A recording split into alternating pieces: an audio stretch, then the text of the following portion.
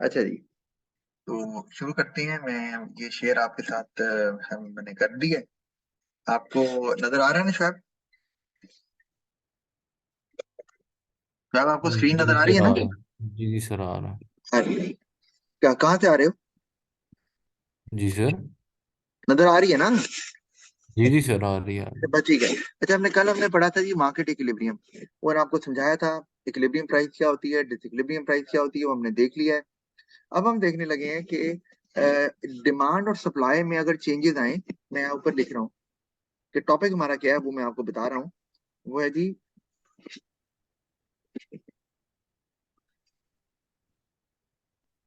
Changes in demand and supply,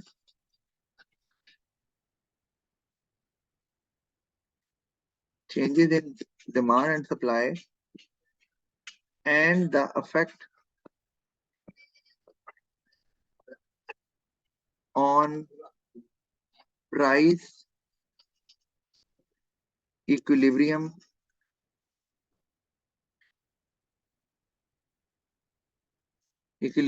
and quantity।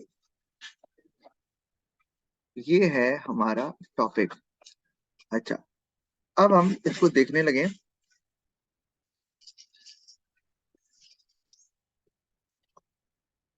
तो सबसे पहले आपसे मैं पूछ रहा हूँ क्या, कि हमारे पास पहली कंडीशन जो आ रही है ना, वो है ये। क्या मैं लिख रहा हूँ कि इंक्रीज इन इनकम टैक्स।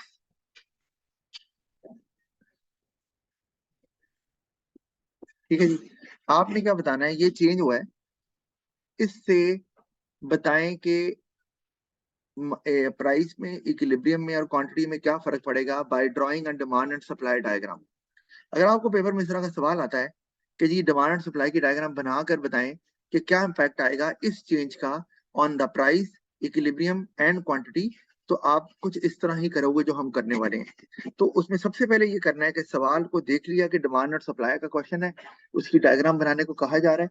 तो आपने पहले डायग्राम बना देनी है, जैसे हम यहाँ बना रहे हैं। हमने ये क्रॉस बना दिया डिमांड और सप्लाई का। ये हमारे पास इक्विलिब्रियम है, ये हमारे पास प्राइस है, और ये हमारे पास क्वांटिटी है। ये तो आपने कर दिया सबसे पहले ये। जब भी इस तरह क्वेश्चन आए, ये तो करना है। अब सवाल को देखना है। वो कह रहा है जी इंक्रीज इन इनकम टैक्स हुआ है, बताएं क्या होगा डिमांड एंड सप्लाई डायग्राम की मदद से। तो आप मुझे बताओ, इंक्रीज इन इनकम टैक्स जो है, इसका इम्पैक्ट किस पे पड़ेगा, डिमांड पे डायरेक्टली के सप्लाई पे? सर डिमांड पे पड़ेगा, लेफ्टवर्ड शिफ्ट आएगा।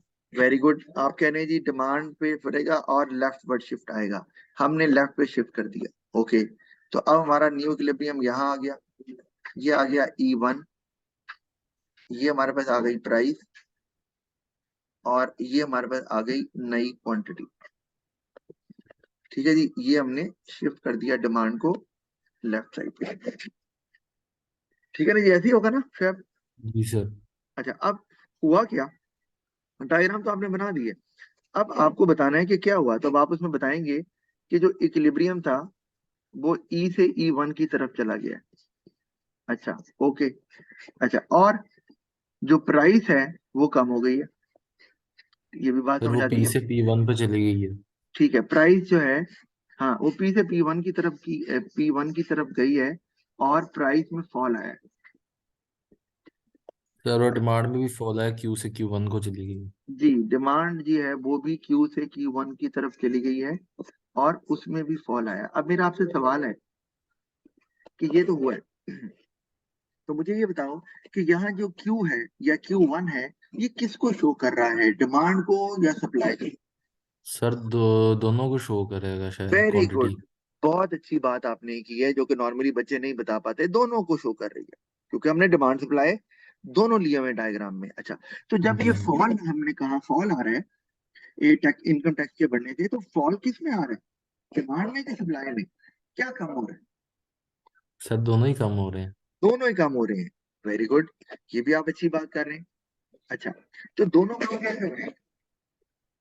सर क्योंकि जब डिमांड के अंदर शिफ्ट आएगा तो उसकी वजह से सप्लाई एक्सेस हो जाएगी, और जब सप्लाई एक्सेस होगी तो प्राइस फॉल करेगी। जब प्राइस फॉल करेगी तो जो प्रोड्यूसर है वो डिमोटिवेट होगा और वो अपनी सप्लाई कम कर देगा। क्या बात है, क्या बात है, जबरदस्त।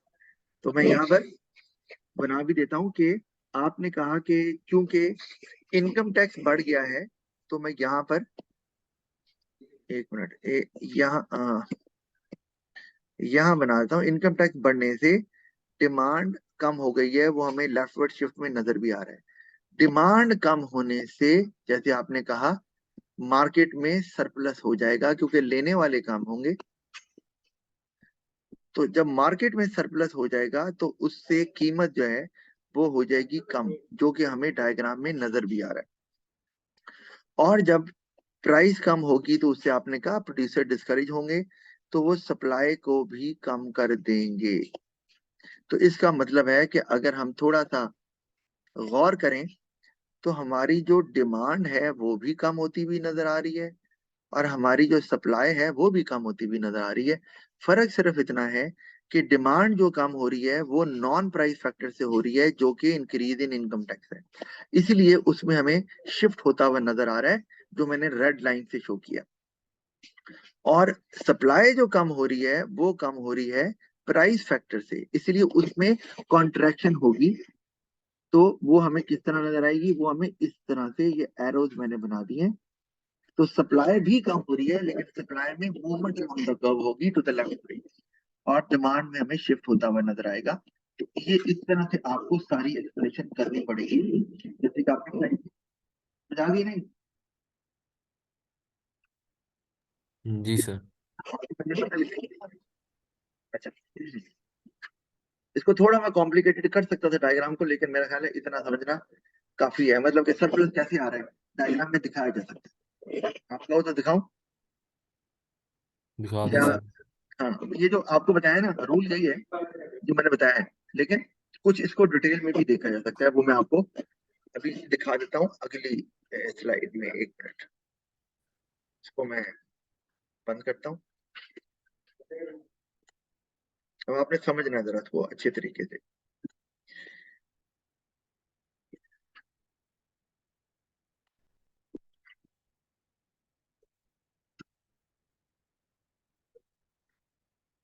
वो क्या है,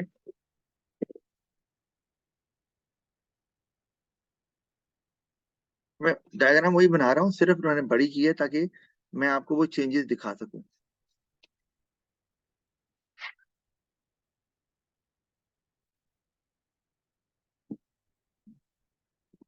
अच्छा, अब हमने कहा डिमांड कम हो गई, हमने डिमांड कम कर दी, नया इक्विलिब्रियम यहाँ पर आ गया, ये भी हमें समझ आ रही है। सर मैंने आपसे एक सवाल पूछना हाँ, था, जो ई से E1 का एरिया होता है वो किस चीज को शो करता है? ई से ई वन का? अच्छा एक मिनट, मैं जी अभी सर। बताता हूँ, पहले ये देख लो। अच्छा, ये ना हमने डायग्राम बनाई हुई है। अब हुआ क्या कि डिमांड कर्व लेफ्ट पे शिफ्ट हो गया। अभी मैं इक्विलिब्रियम की तरफ नहीं जा रहा, मैं आपको ये दिखाने लगा हूं कि इक्विलिब्रियम तक कैसे पहुंचेंगे। अच्छा, अब अगर हम प्राइस को ना चेंज करें, वही रखें, तो अगर वही प्राइस रखें, तो आप अगर गौर करो तो डिमांड जो है वो तो फिर इस प्राइस पे यहाँ होगी, नहीं? जी सर। अब मुझे ये बताओ, अगर मैं इसको भी एक नाम दे दूं, मैं कहता हूं ये E2 है, तो अब मैं अगर इस डिमांड को नीचे ड्रैग करूं, तो क्या आपको पता चल रहा है कि अगर आप प्राइस वो डिमांड अगर कम हो जाए और आप प्राइस को चेंज ना करें, तो इसका मतलब है कि मार्केट में ये जो ई और E2 का गैप नजर आ रहा है, ये क्या है फैब? जो Q और ये Q1 का सर, भी गैप है, सर क्या है? ये सरप्लस होगा। वेरी गुड, ये है सरप्लस, जो हमने अभी बात भी की। जब सरप्लस हो जाता है तो ऑफ कोर्स अब दुकानदार की चीजें पड़ी हुई हैं जो कि क्यू तक जा रही हैं, ओ क्यू, जबकि जो खरीदने वाले हैं वो ओ क्यू वन तक हैं। तो Q1 से Q तक का जो डिस्टेंस है, या जो E2 से E तक का डिस्टेंस है, वो वाली क्वांटिटी अनसोल्ड है। तो उसको बेचने के लिए क्या करेगा दुकानदार? सर प्राइस कम कर देगा। प्राइस को कम करेगा। जब प्राइस को वो कम करेगा, वो प्राइस को कम करता है, तो अब मैं ये देखो प्राइस को कम करना शुरू कर दिया, ठीक है। अब प्राइस जब कम होगी तो डिमांड में भी तो अफेक्ट आएगा ना। डिमांड में मूवमेंट अलोंग द कर्व शुरू हो जाएगी इस पॉइंट से टुवर्ड्स, यानी कि movement along the curve to the right side. ये बात फॉलो कर रहे हो? जी सर। अच्छा, और वो कब तक चलेगी मूवमेंट? जब तक वो इस पॉइंट पे सर नहीं पहुंच इक्विलिब्रियम जाते। तक। ये है इक्विलिब्रियम, क्योंकि ऊपर जो E2 है वो इक्विलिब्रियम नहीं है, वो सिर्फ डिमांड है। वहां तो सरप्लस आ रहा है, डिस इक्विलिब्रियम है। यहाँ पहुंच गए, इसका मतलब है यहाँ पर इक्विलिब्रियम आ गया, तो ये प्राइस अब सेट हो जाएगी और मजीद प्राइस और वो नीचे नहीं करने वाला, क्योंकि उसके पास जितनी क्वांटिटी है वो अब ये बन गई है। हम इसको कहते हैं जी ये Q11, ऐसे कह लो। अब सवाल ये है, लेकिन जब प्राइस कम हुई तो डिमांड में तो मूवमेंट अलोंग द कर्व हुई है, तो सप्लाई में भी तो मूवमेंट अलोंग द कर्व हुई होगी ना। तो प्राइस का इफेक्ट दोनों पे होता है। तो अब आप गौर करो कि सप्लाई में भी, जो सप्लाई ई पे थी, डिमांड तो E2 से चेंज होकर कहां पर आ गई, ये मैं आपको लिख रहा हूँ E1। डिमांड तो E2 से मूवमेंट अलोंग द कर्व करके E1 पे आ गई। सप्लाई जो थी वो ई पे थी, तो उसमें भी मूवमेंट अलोंग द कर्व होगी, लेकिन टुवर्ड्स लेफ्ट साइड, क्योंकि प्राइस कम हो रही है। और वो भी जब तक प्राइस कम हो रही है, सप्लाई में भी movement along the curve to the left आता रहेगा, यानी कि कॉन्ट्रैक्शन। और इवेंचुअली वो भी आ जाएगी उसी पॉइंट पे जहां इक्विलिब्रियम, इक्विलिब्रियम वहां था नहीं, लेकिन इक्विलिब्रियम वहां बन गया, क्योंकि जब सरप्लस हुआ तो प्राइस कम करनी पड़ गई, और प्राइस कम करने से दो इफेक्ट हुए। डिमांड में movement along the curve to the right side हुआ, यानी कि एक्सटेंशन हुई। और सप्लाई में movement along the curve to the left side हुई, यानी कि कॉन्ट्रैक्शन हुई। तो डिमांड E2 से E1 की तरफ आ गई और सप्लाई E से भी E1 की तरफ आ गई, और दोनों मिल गए E1 पर, जो कि नया इक्विलिब्रियम पॉइंट हमें नजर आ रहा है। ऐसे ही है ना?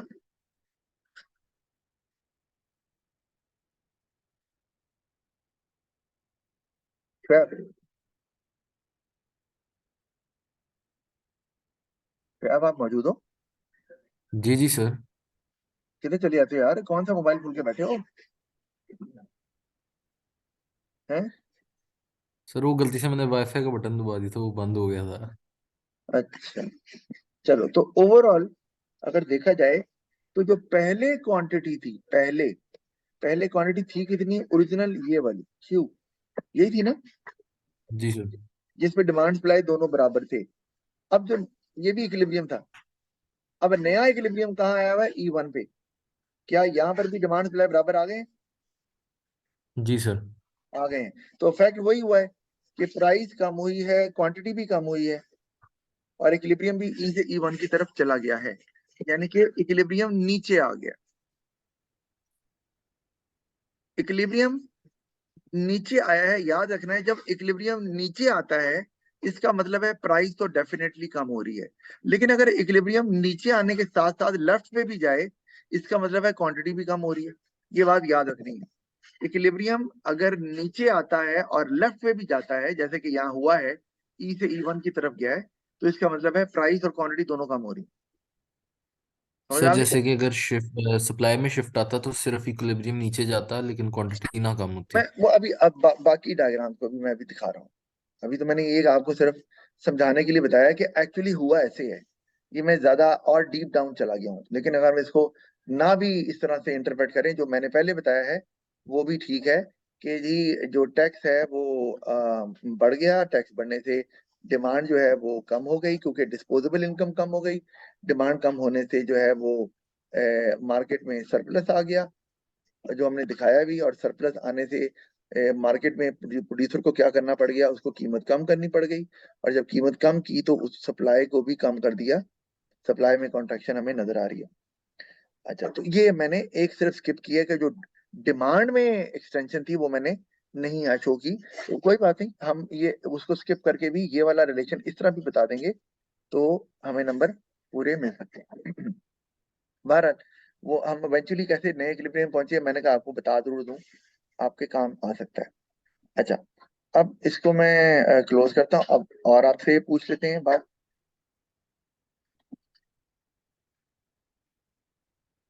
अच्छा जी, अब हमारे पास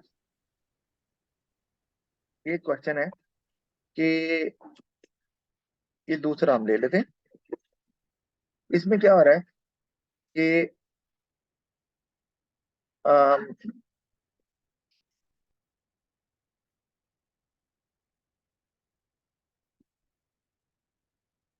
एक मिनट, ये मैं लिख रहा हूँ बैड वेदर। जब मैं बैड वेदर कहता हूँ तो बैड वेदर का मतलब है जो कि प्रोडक्शन के पॉइंट ऑफ व्यू से क्या, ठीक है जी। अच्छा, जी सर। तो अब मैं यहाँ पे लिखता हूँ bad weather affected the crops. अब वो पूछ रहे हैं जी डिमांड सप्लाई की डायग्राम बना के बताएं कि क्या हुआ है। तो मैंने वही डिमांड और सप्लाई बना दिया, इक्विलिब्रियम यहाँ आ गया, ये प्राइस आ गई, ये क्वांटिटी आ गई। अब बताओ क्या करूं। सर सप्लाई में लेफ्टवर्ड शिफ्ट आएगा। सप्लाई में लेफ्ट शिफ्ट आ गया, ये हम सप्लाई को यहाँ ले गए, तो नया इक्विलिब्रियम कहाँ आ गया, यहाँ। ये E1 हो गया, ये P1 है, ये Q1 है। तो ओवरऑल क्या हो रहा है, प्राइस बढ़ रही है और जी सर, और डिमांड कम हो क्वांटिटी रही है। क्वांटिटी कम हो रही है ना। जी सर। अच्छा, और ये हुआ क्यों, ऐसे होता थोड़ी है। अगर हम वैसे देखें, भाई प्राइस बढ़ने से सप्लाई थोड़ी कम होती है, वो डिमांड कम होती है, क्योंकि सप्लाई किसी और वजह से कम हो रही है, वो है बैड वेदर। अच्छा, बैड वेदर से आपकी जो क्वांटिटी सप्लाइड है वो कम हो गई। जब क्वांटिटी सप्लाइड कम हुई है तो उससे क्या आया, सर शॉर्टेज आ गया। वेरी गुड, उससे आ गया शॉर्टेज। जब शॉर्टेज आया तो उससे प्राइस पे क्या असर पड़ा, सर प्राइस इंक्रीज हो गई। प्राइस इंक्रीज हो गई, जो डायग्राम में नजर भी आ रही है। प्राइस इंक्रीज होने से डिमांड पे क्या हुआ, सर डिमांड कम हो गई थी। डिमांड कम हो गई, यानी कि डिमांड में कॉन्ट्रैक्शन आएगी। और हमें नजर आ रहा है ये जो लेफ्टवर्ड मूवमेंट डिमांड में हो रही है, क्योंकि जब क्वांटिटी कम हो रही है, हमने हमने बताया है कि क्वांटिटी कम हो रही है। ये जो एक मिनट, ये मैं इसको कलर कर देता हूँ। ये हमें जो ये नजर आ रहा है कि ये क्वांटिटी हमारी कम हुई है, तो क्वांटिटी यहाँ कम होने से मुराद है कि डिमांड सप्लाई दोनों कम हुए, ऐसे ही है ना। जी सर।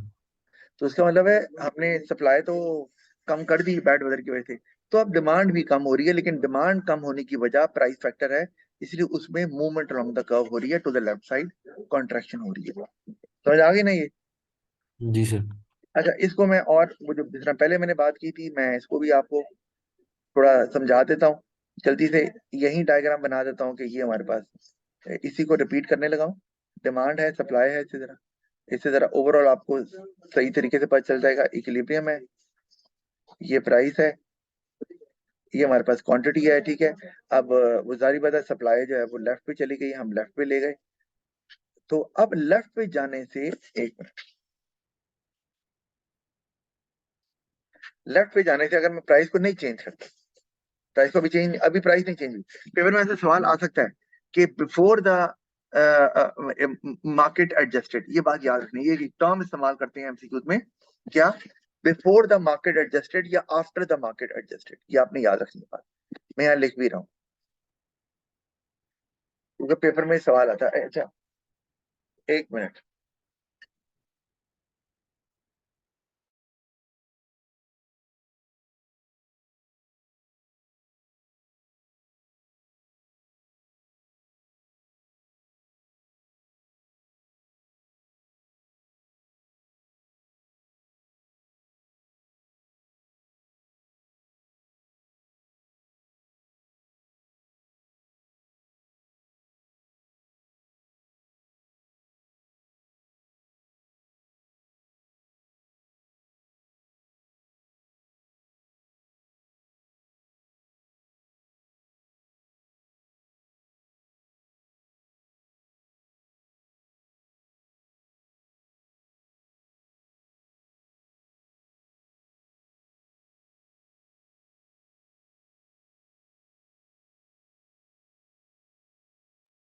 जी शोएब साहब, मौजूद है ना आप।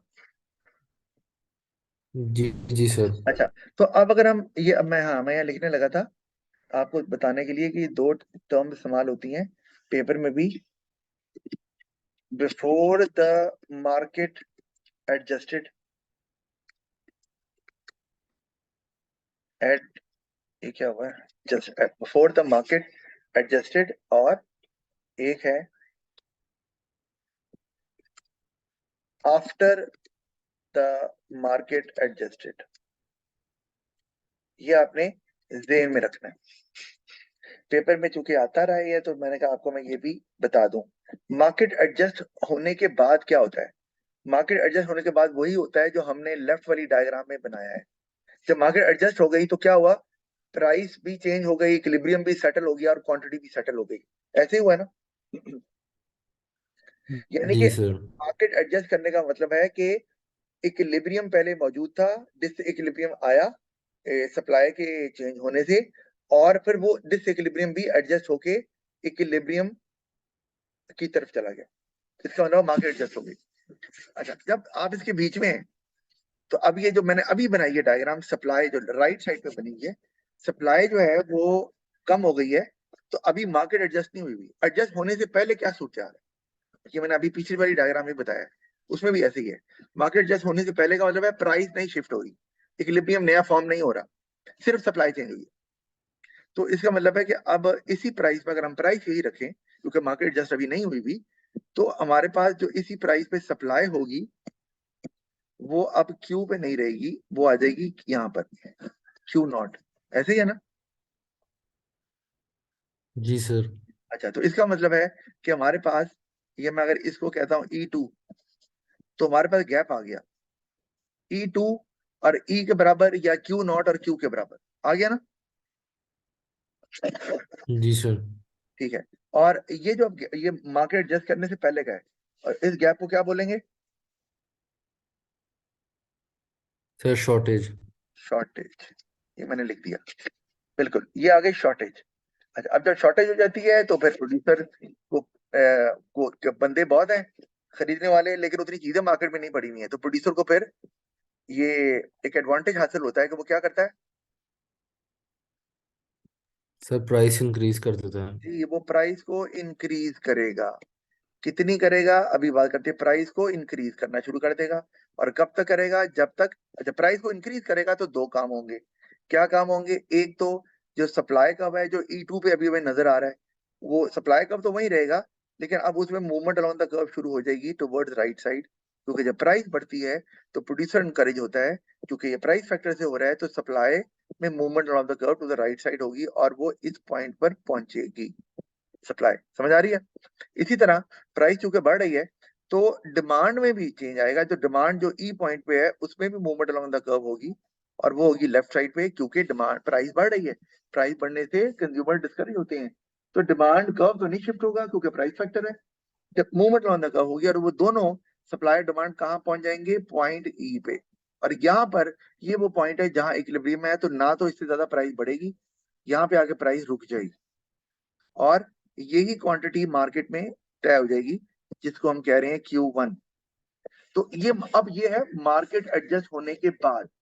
एडजस्ट होने से पहले हमने देखा कि डिमांड कितनी चली गई, सप्लाई कितनी चली गई, वो फर्क आ गया दोनों में। सप्लाई कम हो गई, डिमांड ज्यादा हो गई, जिसको आपने शॉर्टेज बोला। और जब हम कह रहे हैं कि अब इक्विलिब्रियम फॉर्म हो गया E1 पे, नई प्राइस P1 हो गई है, और नई क्वांटिटी, डिमांड सप्लाई दोनों वो Q1 हो गए, यानी कि इतनी क्वांटिटी खरीदी जा रही है और इतनी बेची भी जा रही है, Q1 ओ Q1। तो ये अब हो गया situation after the market adjusted. Clear हो गई बात ये? जी सर। Okay, good. अच्छा, अब थोड़ा सा और आगे चलते हैं।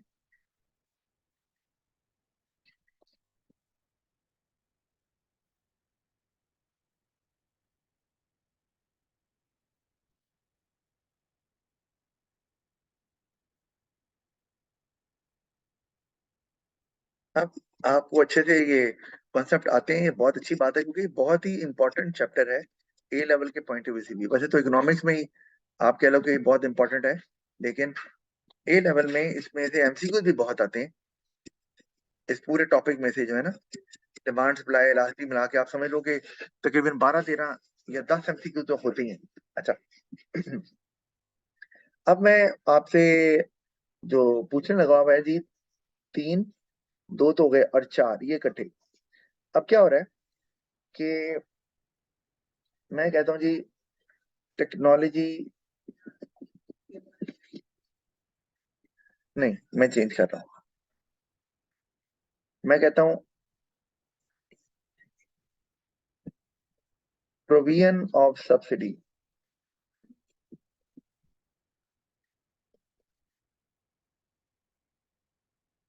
एक ये काम है। और दूसरा प्राइस ऑफ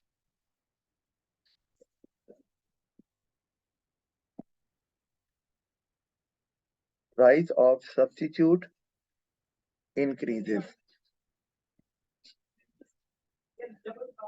एक मिनट है ना, हाँ।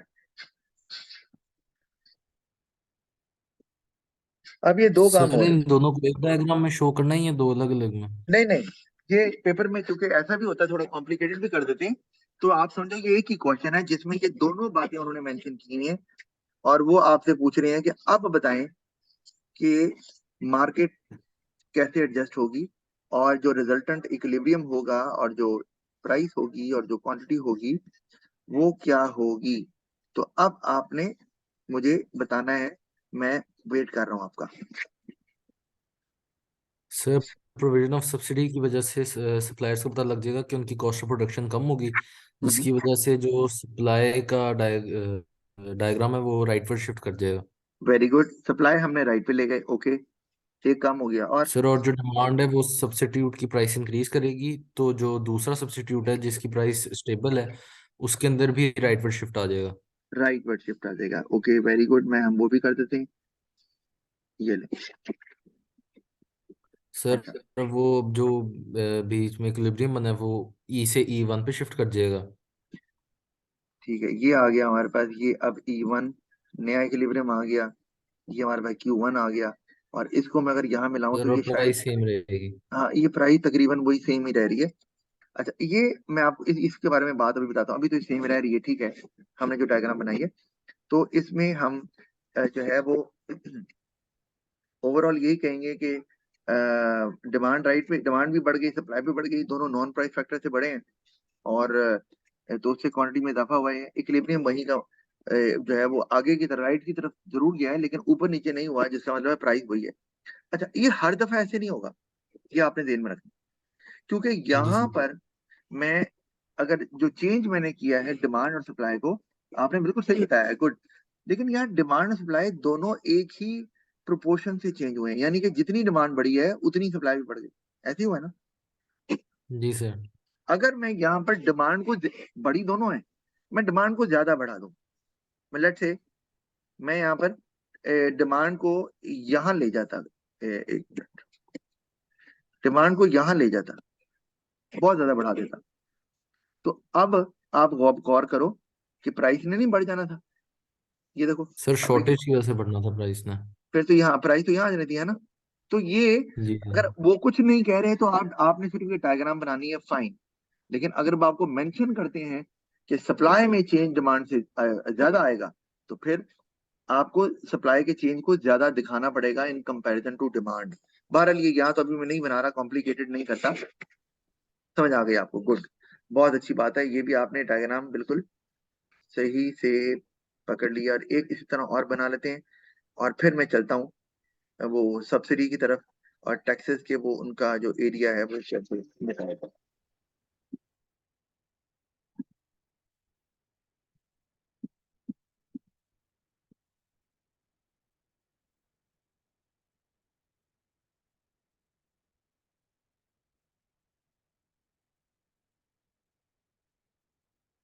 अच्छा,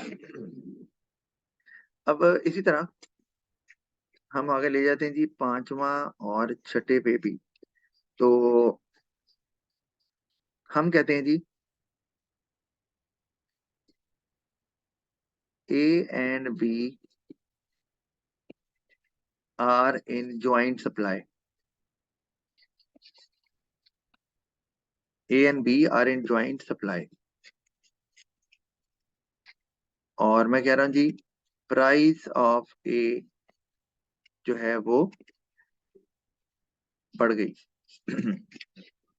एक ही बात है। और यहाँ जो आपने डिमांड सप्लाई डायग्राम बनानी है, वो है बी की, बी। अच्छा, दूसरा क्या हुआ है कि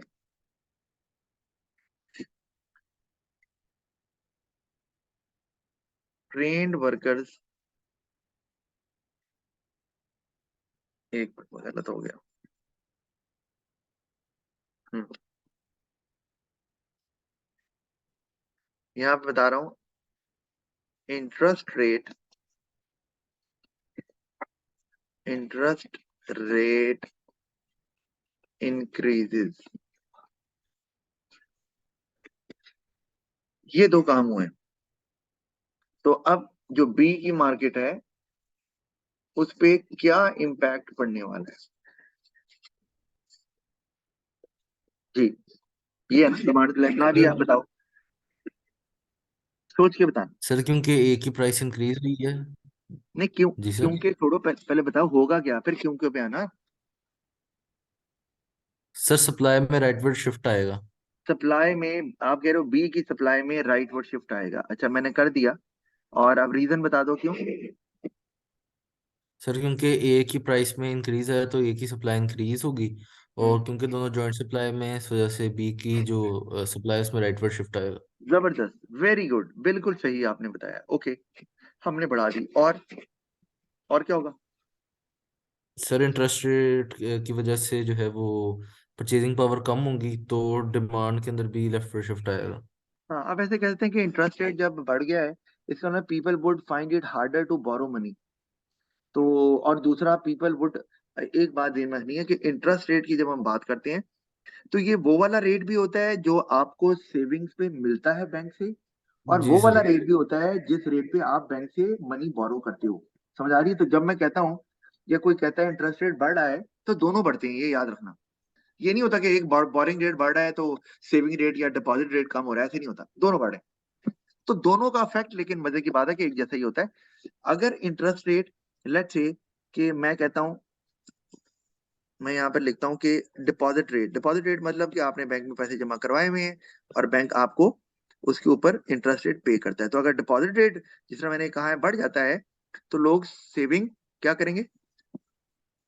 ज्यादा सर करेंगे ना भाई। सेविंग भी इंक्रीज कर देते हैं और सुनो सुनो बोरोइंग सुनो कम सुनो, कर और देते हैं। सुनो, जब सेविंग ज्यादा होगी तो कंजम्पशन ऑटोमेटिकली कम हो जाएगी, ठीक है? जी जब, सर। क्योंकि लोग अपना ज्यादा पैसा बैंक में डाल रहे हैं, खर्च नहीं कर रहे, तो आपकी जो कंजम्पशन है वो कम हो जाएगी, कंजम्पशन वुड फॉल, तो ऑफ कोर्स डिमांड जो है वो भी कम हो जाएगी। अच्छा, एक तो ये डिमांड भी कम हो गई, और दूसरा अगर मैं बोरिंग रेट की बात कर लूं, आपको बता रहा हूँ ताकि अंडरस्टैंडिंग आपकी क्लियर हो। बोरिंग रेट की बात करूं, वो भी ये बढ़ ही रहा है, जरा बढ़ना ही है। हाँ, दोनों सेम नहीं होते, ये बात ठीक है, डिपॉजिट रेट और बोरिंग रेट दोनों की वैल्यू, फिगर डिफरेंट होती है। ऑफ कोर्स बैंक ने भी तो कुछ कमाना है ना, तो बैंक जितने पे लोगों को इंटरेस्ट पे करता है जिनको, वो कम होता है, और जितने पे वो लोन देता है लोगों को वो ज्यादा होता है, ताकि उसमें जो डिफरेंस होता है दोनों का, difference between boring rate and deposit rate, वो बैंक का प्रॉफिट होता है। तो बहरहाल, तो बोरिंग रेट अगर बढ़ गया तो लोग बोरो नहीं कम करेंगे, ऑफ कोर्स। बोरिंग रेट बढ़ गया तो लेस बोरिंग, तो जब लेस बोरोइंग कर रहे हैं तो उसमें फिर आगे क्या आएगा? लेस कंजम्पशन, वही वाली बात। तो यहां पर भी दोनों सूरतों में कंजम्पशन कम ही हो रही है, चाहे हम बोरिंग रेट को पकड़ लें या सेविंग रेट को, तो इवेंचुअली डिमांड ने कम ही होना है। इस तरह से परचेजिंग पावर वाली बात तो ठीक ही है, लेकिन पीछे परचेजिंग पावर के पीछे कम क्यों होगी, रीजन क्या है, वो ये, ठीक है ना, ये पता है ना आपको? जी सर। अच्छा, तो अब आप क्या होगा, डिमांड को आपको क्या होगा? सर लेफ्टवर्ड शिफ्ट आएगा। लेफ्ट फुट शिफ्ट आ गया, तो हमने लेफ्ट फुट शिफ्ट कर दिया, ये D1 आ गया, हमारा जो नया इक्विलिब्रियम है वो कहीं यहाँ आ गया, ये प्राइस हमारे पास यहाँ आ गई, तो प्राइस हमारी फॉल कर गई, और क्वांटिटी जो है वो भी स्लाइड बढ़ गई। अगेन ये डिपेंड करता है कि सप्लाई में चेंज ज्यादा आ रहा है या डिमांड में चेंज ज्यादा आ रहा है या कम आ रहा है, कुछ नहीं कहा गया। तो आप कोई भी डायग्राम बना दें, कंडीशन ये कि वो डायरेक्शन आपकी डिमांड सप्लाई की सही हो, यानी कि सप्लाई राइट पे जाए, डिमांड लेफ्ट पे जाए, वो फुल वैल्यू नहीं, हम आप साथ बंद कर, सप्लाई आपसे यहाँ पे राइट पे जा रही है, डिमांड दोबारा, तो ये भी डायग्राम बन गई, क्वांटिटी ओवरऑल बढ़ेगी और प्राइस जो है वो ओवरऑल हमें कम होगी।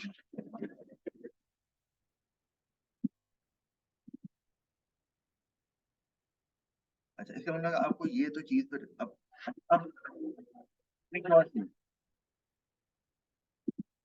सर आपकी आवाज़ दूर से आ रही है।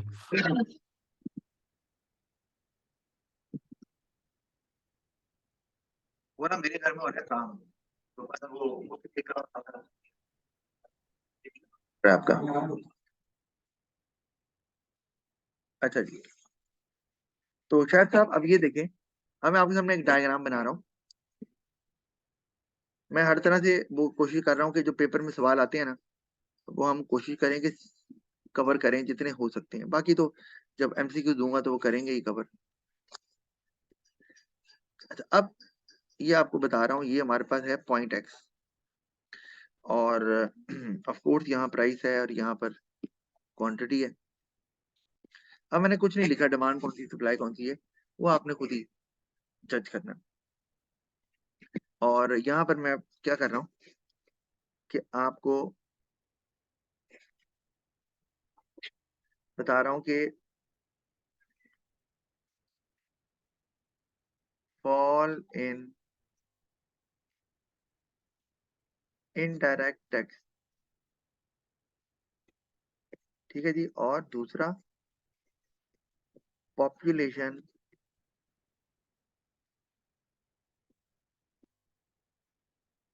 इंक्रीजेज, यानी कि दो काम हो रहे हैं, ये वाला और ये वाला।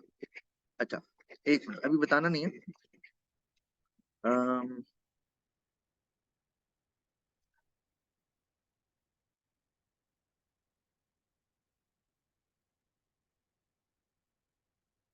अब आपने ये बताना है मुझे कि मैं ऑप्शन आपको दे दूं।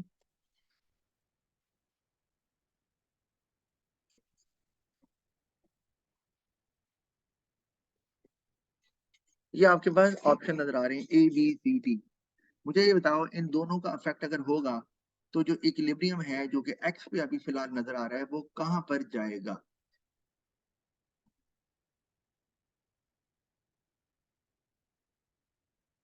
सर सी पे चला जाएगा। सी पे चला जाएगा। अच्छा, इससे पहले कि मैं बताऊं सही है या गलत है, पहले ये बताओ कैसे जाएगा, जरा लॉजिक बताना। आप कह रहे हो कि ये एक्स से सी पे यहाँ ये है। अच्छा, अब बताओ।